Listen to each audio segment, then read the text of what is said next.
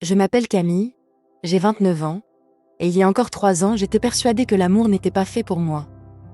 Pas parce que je n'y croyais pas, mais parce que je ne me croyais plus capable d'en donner, ou d'en recevoir.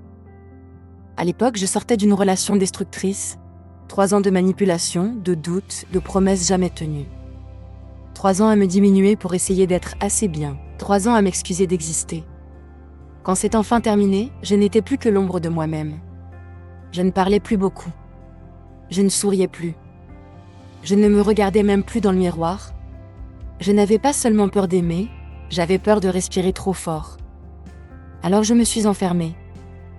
Travail, maison, dodo.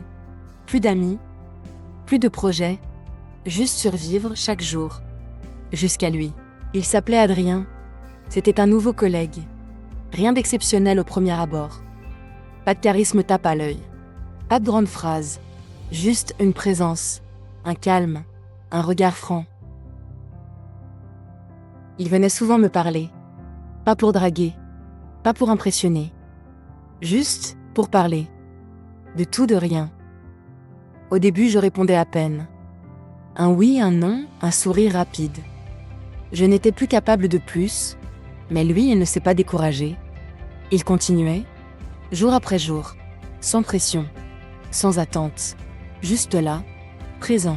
Un jour, après un énième week-end passé à ruminer seul, je suis arrivée au bureau plus fatiguée que d'habitude. Il l'a vu tout de suite. Il m'a proposé d'aller prendre un café dehors à l'heure du déjeuner. J'ai dit non, puis sans savoir pourquoi, j'ai changé d'avis. On est allé dans un petit café à 2 rues du bureau. Et on a parlé de films, de musique, de voyages, de rêves oubliés. Je me suis surprise à rire. Un vrai rire. Le premier depuis des mois. Lui aussi a ri. Mais il ne me regardait pas comme les autres. Pas comme une femme à conquérir. Pas comme une âme cassée à réparer. Juste comme une personne. Une personne entière. Même fêlée. À partir de ce jour-là, quelque chose s'est ouvert en moi. Pas brutalement. Pas comme dans les films. Lentement. Timidement. Je me suis mise à attendre ses messages, à sourire en voyant son prénom s'afficher, à espérer ses questions banales. T'as mangé ce midi? T'as bien dormi?